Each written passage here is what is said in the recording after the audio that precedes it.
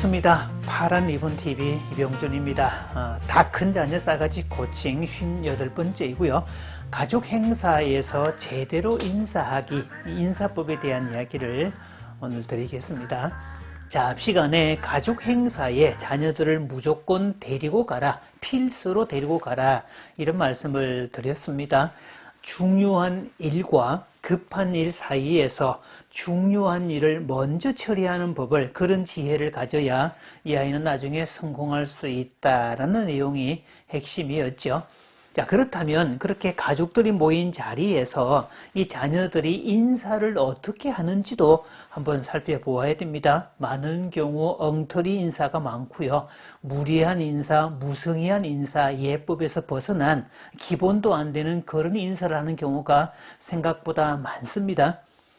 그렇다고 해서 우리가 무슨 조선시대에 그런 인사법을 가르치라라는 내용은 아닌데, 인사에도 예법이 기본이고 그 인사를 잘 가르치면 그 아이는 성공과 행복을 보장받을 수 있기 때문입니다. 그런 면에서 이 대기업의 면접관들은 지원자들이 들어오는 태도, 말투, 옷 맵시, 어떤 기본적인 느낌들, 이런 것만 보아도 이 사람이 어떤 사람인지를 판별해낼 수 있다고 하는데요. 이런 것들은 첫인상의 심리학이라고 그럽니다. 아마 그 중에서 인사를 하는 태도와 인사의 말투가 가장 크게 작용이 되지 않을까 싶습니다. 몇 년 전에 장인어른 생존해 계실 때 팔순잔치를 했던 적이 있었습니다. 잔치는 하지 말고 그냥 이 3대가 다 모여서 밥이나 함께 하자, 이렇게 의견이 모아졌고요. 그래서 샤브샤브 뷔페를 예약을 했습니다. 자, 그때 한창 다들 식전 행사 다 끝내고 이제 식사를 하고 있는데 늦게 처조카 둘이서 좀 늦게 들어왔는데요. 들어오면서 그냥 안녕하세요 라고 소리 크게 지르고는 그냥 0. 몇 초 만에 그냥 바로 이 음식을 가지러 달려가는 그런 모습을 지켜보았습니다. 자, 그런 과정을 지켜보면서 좀 우리가 인사법을 가르치지 않았구나 하는 생각을 해보았는데요. 자, 그렇다면 이런 상황일 때 인사는 어떻게 시켜야 할까? 어떤 인사법이 맞을까에 대해서 얘기를 해보겠습니다. 자, 첫째요. 인사는 대상자를 향해서 인사해야 됩니다. 인사를 하는 주체가 있고 인사를 받는 객체가 따로 있는데요. 반드시 인사는 그 인사를 받는 대상자하고 직접적으로 연결이 되어야 됩니다. 장인어른 팔순잔치 개념이니까 아마 그날 모임에 대한 정보를 미리 들었을 겁니다. 그래서 처조카 입장에서는 그날 그 행사의 주인공이 외할아버지라는 사실을 정확하게 알고 있었을 텐데요. 들어올 때 안녕하세요 라고 단체 인사처럼 그렇게 외쳤다 할지라도 그날 행사의 주인공인 외할아버지한테 가서 호칭을 부르고 그리고 눈을 맞춘 다음에 인사를 해야 됩니다. 근거리에서 그렇게 인사를 해야 되는 게 맞죠.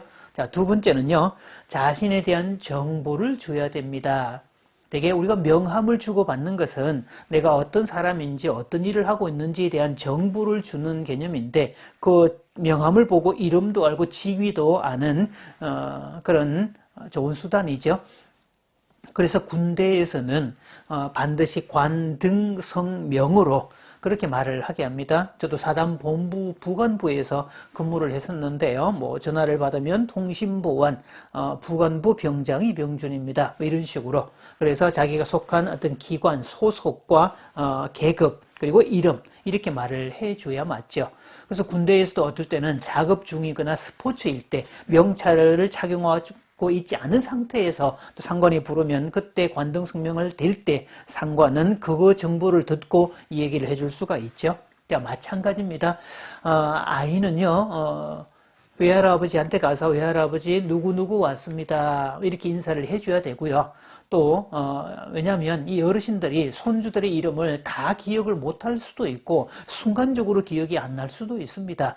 그런데 손주가 쭈루룩 달려와서 할아버지 누구누구 왔습니다 라고 이야기를 하면 그래 누구누구 왔냐 라고 반응을 해줄 수도 있기 때문이죠. 즉 인사는 상대방을 위한 배려가 들어가 있습니다. 그래서 자신에 대한 정보를 반드시 줘야 됩니다. 그다음 세 번째는요. 가족에 대한 인사와 타인에 대한 인사가 다릅니다. 자, 아이가 들어오면서 안녕하세요 라고 인사를 했다면 사실은 이것은 무리한 인사에 해당이 됩니다. 안녕하세요 라는 인사는 외부 사람을 향한 인사지 가족끼리 하는 인사는 아니기 때문입니다. 그래서 왔을 때 그동안 잘 지내셨어요 라고 인사를 해야 되고 상황이 맞도록 인사를 다 해야 되고요. 할아버지야 호칭을 부르고 또 인사를 맞게 했다면 또 다른 가족들하고도 인사를 다 나눠야 되는 게 맞습니다. 그래서 가족은 평안을 여쭙는 거 맞죠. 간밤에 잘 지내셨습니까? 그동안 잘 지내셨습니까? 라고 묻는 것도 맞고, 그런데 안녕하세요는 타인을 향한 거지 가족을 향한 인사는 아니라는 것을 기억을 해야 됩니다. 그 다음 네 번째, 상황에 맞도록 인사를 해야 됩니다.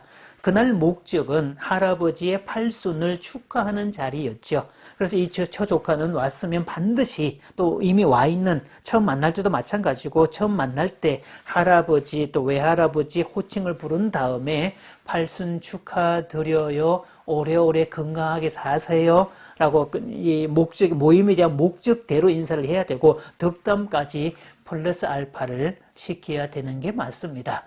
물론 아까도 얘기했지만 외할아버지가 주인공이지만 주인공 가장 먼저 인사하고 나면 다른 가족들 뭐 이모부도 있고 고모부도 있고 외삼촌도 있고 여러 명이 있잖아요. 그렇게 일일이 호칭을 불러가면서 찾아가기까지 좀 뭐하더라도 호칭을 부르면 그 공간 안에서는 충분히 눈맞춤할 수 있기 때문에 일일이 그렇게 눈맞춤하면서 인사를 하게 해야 됩니다. 그렇게 한다고 한들 그 시간이 뭐 몇 분이 걸리는 것도 아니고 기껏해야 몇 초면 충분할 텐데 그런 인사도 안 시키면 안 됩니다. 자, 그래서 인사에는 어떤 그 상황이라는 게 있죠. 그래서 안부를 묻는 인사인지, 축하를 하는 자리인지, 감사를 표현하는 자리인지, 또는 실수나 잘못에 대한 사과를 하는 자리인지, 어떤 양해를 구하는 그런 자리인지, 인사는 반드시 그 목적에 맞게, 상황에 맞게 인사를 해야 되기 때문에 적절한 인사법, 또 인사말이 필요하다는 이야기입니다. 자, 그 다음에 다섯 번째는요, 주 목적이 부가 목적보다 우선돼야 됩니다.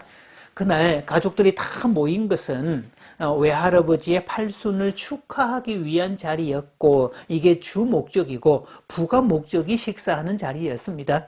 자, 그런 면에서 주 목적이 부가 목적에 의해서 상실되거나 외면되면, 이거는 좀 안타까운 일이죠. 자, 그런 면에서 보면 우리나라 예식 문화 가운데 좀 없어져야 될 문화 중에 한 가지는 식장에는 안 들어가고 식당에만 가는 그런 문화들.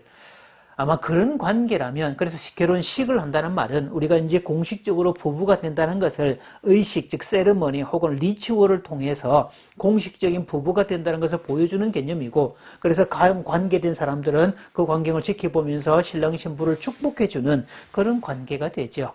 그런데 식장에는 안 들어가고 식당으로만 가는 사람, 그런 관계라면 아마 뭐 이렇게 좀 더 소원한 관계, 좀 먼 관계가 아닐까. 그런 사람들은 진짜 식장에 오지 않아도 아마 부조만 보내도 되는 관계가 아닐까 싶네요. 그래서 결혼식은 요즘에 그래서 스몰 웨딩 이렇게 많이 만들어지고 있는 건 좋은 풍조인데, 진짜 축하해 줄 사람들, 축복해 줄 사람들, 그렇게 정말 연관된 사람들끼리 모여서 그렇게 서로가 정말 블레싱 해주고 그렇게 앞날을 축복해 주는 그런 작업이 되면 얼마나 좋을까라는 생각을 해봅니다. 가족 간에도 인사 예법이 있다는 사실. 그래서 가족들끼리 만날 때, 명절에 만날 때, 오랜만에 만났는데, 안녕하세요, 인사 대충 하고 빠지는 이런 아이들로 키우시면 안 됩니다. 반드시 적절하게, 오늘 다 말씀드린 5가지 법칙에 의해서 인사를 정확하게 시키십시오. 그래야 가족들 사이에서도 인정을 받을 뿐 아니라 그 아이가 나중에 성공하고 행복하게 사는데 플러스가 되기 때문에 반드시 가르쳐야 될 내용입니다.